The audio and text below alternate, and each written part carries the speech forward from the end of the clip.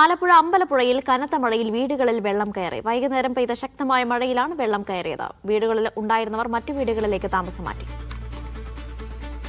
ഫൈസൽ അസീസ് വിവരങ്ങൾ നൽകും. ഫൈസൽ, നേരത്തെ ആലപ്പുഴയിൽ ഒരാൾ ഇടിമിന്നലേറ്റ് മരിച്ചിരുന്നു. ഇപ്പോൾ അമ്പലപ്പുഴയിലെ സാഹചര്യം എന്താണ്? ക്യാമ്പുകളിലേക്ക് മാറ്റേണ്ട സാഹചര്യമുണ്ടോ അവിടെ?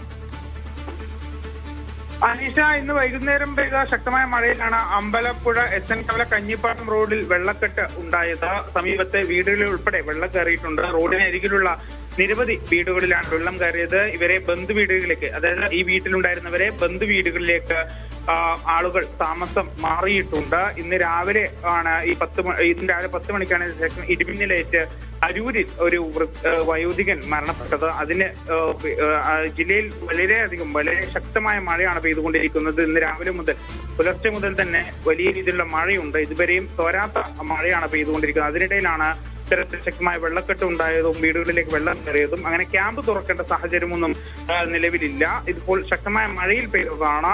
മഴ ഒന്ന് മാറിയാൽ തന്നെ ഈ വീട്ടിലേക്കുള്ള വെള്ളം ഇറങ്ങാനുള്ള ഒരു സാധ്യത കൂടിയുണ്ട്. അനീഷ. ശരി ഫൈസൽ.